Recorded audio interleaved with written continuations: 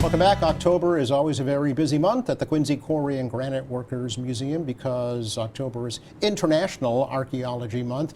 Here in Quincy, though, we call it Quincy Archaeology Month, and Al Bina from the museum is here once again to tell us all about it. Good to see you, Al, as always. Great to be here, Joe. You know, it's always great to be on here with you. Yeah, we love having you, too, and I always learn something you. new every time you're here, for sure. How old is the museum now?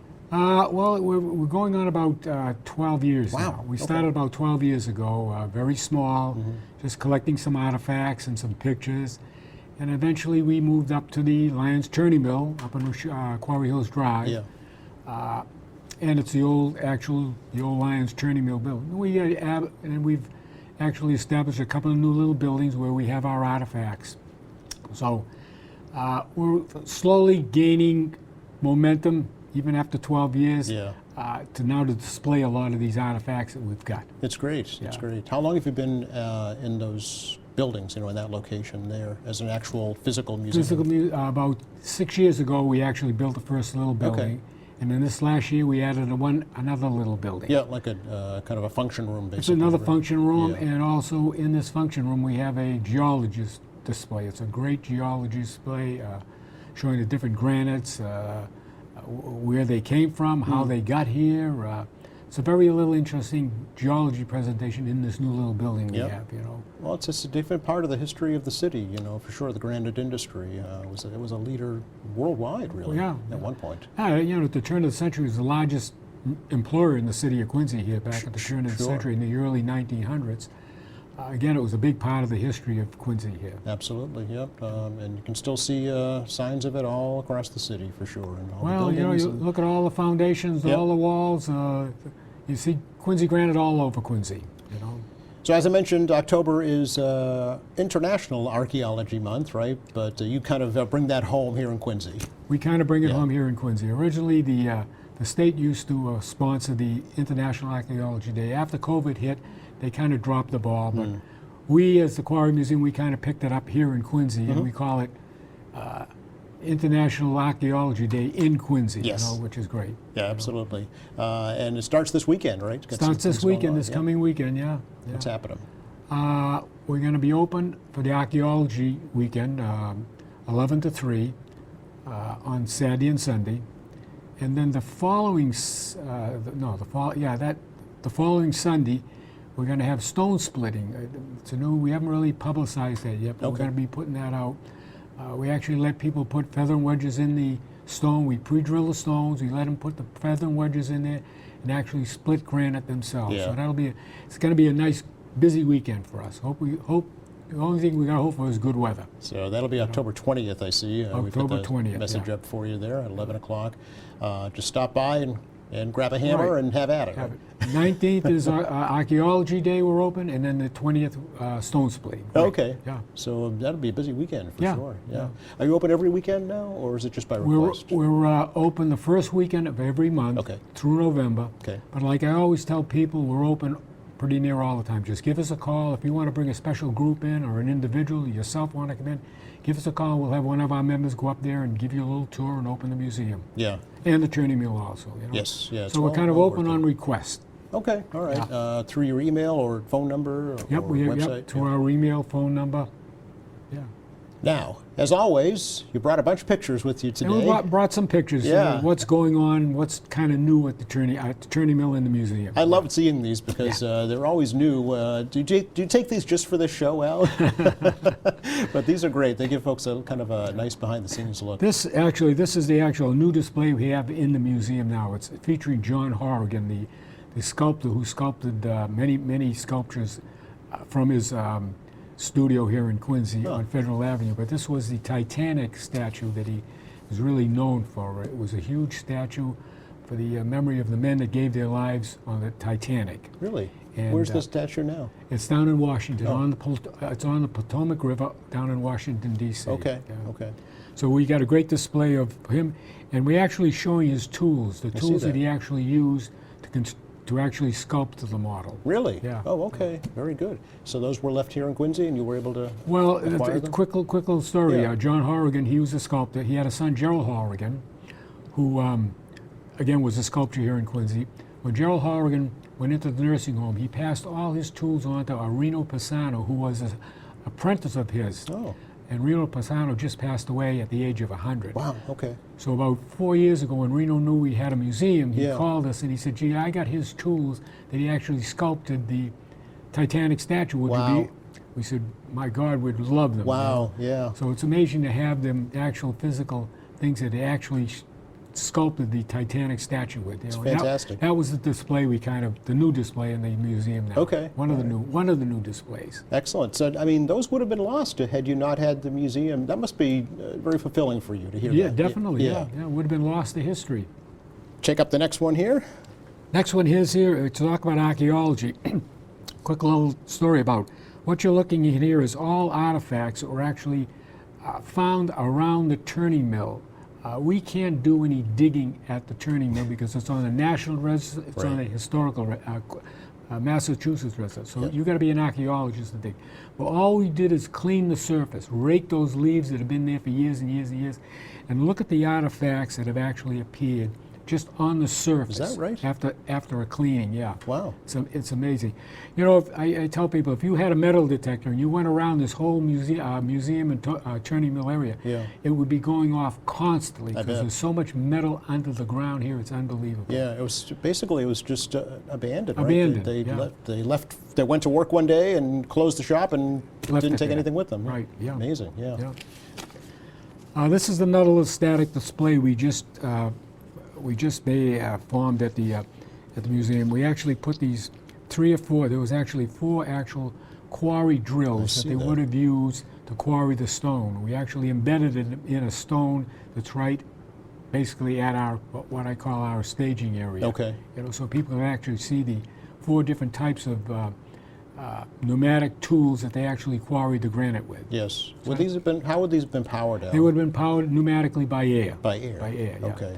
They also had huge steam drills that they drill in the quarry themselves for the blasting holes. These Yes. were huge steam drills, but these were all driven by pneumatic, by air. Okay. And how did you acquire these? These are, again, were all donated Just to donated, us. Donated to us, yeah. Yeah. By some of the different stone sheds after they closed here in Quincy. They called us and they wanted to know if we wanted some of their artifacts that they had before they sent them to the scrap pile. you know, Right, so, right. Yeah, Again, would have been lost. Right? would have been lost forever, yeah. Yeah. Okay. Next one. Next one, yeah, we added some seating around the turning mill. I see that. You know, we have a lot of older people that like to come and visit, and so we created a little area there that they could sit around and just talk. We'd love to have people just sit there and talk about their experiences or their grandparents' experience or things that they can remember about the quarrying, about the granite industry. Yes. And in fact, we've had some 3 or 4. We've only had it about 2 months now, and in the 2 months, each month, people have gone over there and actually sat and talked a bit. Yeah. Actually, the next picture will show that. Folks sitting. I think maybe. enjoying- yeah. There you go. There's 3 women that they didn't know each other. They just sat there.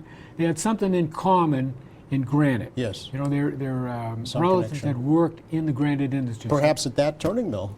Possibly at Yeah. the turning mill, yeah. Okay. So we added these little seatings around there, which will make it nice. And sometimes if you just like to sit in the shaded area, it's great, you know. Very nice. So it's kind of like we're turning into a little outdoor museum park, too, Yeah, well, in a way. Yeah, kind of a destination. Destination, where yeah. not just go and tour and leave, but You could just sit and- stay yeah. and talk and Right. socialize a little bit, like a bench by the A bench by the river. this is bench by the quarry. This is another we just added this month here. Okay. These were 4 benches that quarry links they didn't use anymore. Oh, granite links. Granite links. Oh, okay. I asked them. I said, "Gee, you're not using them anymore. You just got them over there in the up against the fence." I said, "You're going to use them?" They said, "We're not going to use these anymore." I said, "Well, could we have them?" They said, well, "You're welcome to them." Ah. So we got 4 of these benches now that were placed around the turning mill, so Yeah. people could actually just, as they're walking around, if they want to sit for a while, they can sit for a while. Well, it looks This like is- a nice spot. Yeah. This is kind of a great spot because it's right at the edge of the quarry. Okay. Well, it's not right at the edge of the quarry, but you can see it back from the quarry. Yeah.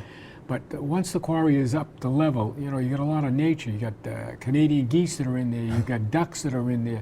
So it's kind of, you know, as the leaves are turning now, it's a great place just to sit and kind of look at the surroundings of Yeah. the quarry. you Which know. quarry is that now? This is the Lions Quarry. Lions Quarry, Lions okay. Quarry, yeah. Which is- Which is located right at the turning mill. Right, hence the name Lyons Turning Mill. Lyons Turning Mill. Yeah. Is that the last quarry that still has any kind of water in it? There is only a few left in Quincy Yeah. that doesn't have water. This is one of them. Okay, There's probably only 3 of them is that right? left in Quincy that hasn't been filled Filled in. in, yeah. You know, so we're fortunate to have this little quarry right on site. Okay. too. A few more here to Yeah, check out? this is another. What we've done is we added a lot of walking paths Mm-hmm. around the turning mill. There was a lot of tripping hazards Oh, with yeah. you know, the rough stones that they left there, the grout that was laying around. So we've had these nice walking trails now around, and we've got interpretive information on all the different sites of the machinery, or the different sites, the historic sites that are around the mill, like the blacksmith shop. You can actually see the remnants of the blacksmith shop on the ground, Wow. some actually metal that's laying there, plus the fire bricks and the bricks. So we know there was a blacksmith shop in that location. Okay. So now we got interpretive information that explains that as you're walking around. And we eliminated all the tripping hazards. Very We good. made some nice walking paths Yeah, around. the nice crushed stone there Yeah. makes it a lot easier to get Right, around, right? yeah. Especially for folks who may be impaired, mobilely Sure. impaired. Yeah. And again, this is another site along the walking path. This is the blacksmith shop that you can actually see remnants. Again, we'd like to have an archaeological dig at this site Right. eventually, but you can see the actual artifacts that are actually on the ground just after a cleanup. See there, that under the tree there. under right? the tree. Yeah. Interesting. Okay. Oak trees have a tendency to grow where the ash was from the Really? forges of the granite. Good fertilizer for them? Must be good fertilizer because oak trees always grow where there was a blacksmith shop. Interesting. What would it take to get an archaeological dig? You know, what would actually have to happen? Well, you have to. We approached, I think, Boston University last year, and they were interested in it, but it never proceeded on beyond that. Mm-hmm. We're going to try to contact them again to see if they'd like to get them students back in here again. Okay. You know, these archaeological digs, I like to go to the Egypt, the Middle East, but I mean, there's so much conflict over there. I think now that we're more than willing to do some basic archaeological digs locally. Yeah. You know, Would it require some funding, do you know? Or it'll just- require a little funding. It Yeah, would, yeah. we'll try to raise some funding to get that. Okay. Yeah. All right. Well, keep chipping away at that, Al. Keep chipping away at it. Keep chipping away I think we at have one last, yeah. Yeah, this is interesting. In South Quincy, Minardi's Block. Yeah, I remember the old South Quincy Italian festivals it was down right there. at Minardi's Block, Yeah. right. And it was a building that was being torn down. It's torn down right now. And the mayor had saved all the granite from this building here. And you can see the big sign over the opening. It Yep. was a big granite block with raised letters carved in the granite block. Along with, there was about 8 to 10 these pink columns that were around the building. Mm-hmm. The mayor has agreed now to give us that sign that's over the door opening there, plus 2 of the polished pink granite columns. So Nice. we'll be adding those artifacts basically with the little history that went along with this Minardi's Block. Oh, okay. All right. This could make a great gateway to the museum, Al. Oh, well, yeah. Just thinking out thinking, loud. yeah. What was that building in the years past? Do you know? There was multiple of stores in there. Okay. You know what I mean? Okay. In South Quincy. Where exactly was it? It was right on Was it on Liberty Street? right on Liberty Yeah, Street. I Right thought on, so. yeah, right on Liberty Street. Okay. Originally, this Angelo Minardi, he had his office there, one of his main offices, because he actually owned a stone shed right on Liberty Street, okay. down a ways. Yes. Yes. And Okay. he built this block of building, and he put these polished granite columns. I mean, I'm sure it was beautiful in the day. Yeah. In fact, he owned the quarry in Lyme, Connecticut.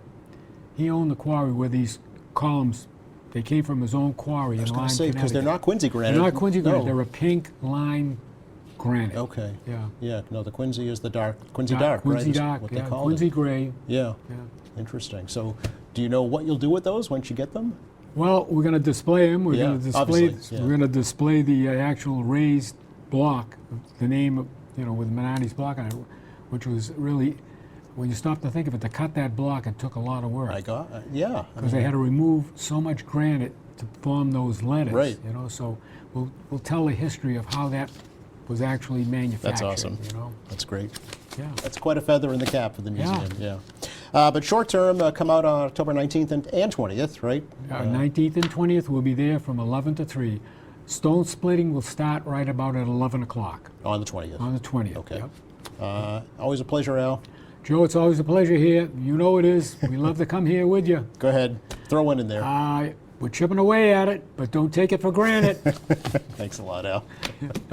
My pleasure, Joe. Always my pleasure. Thank you.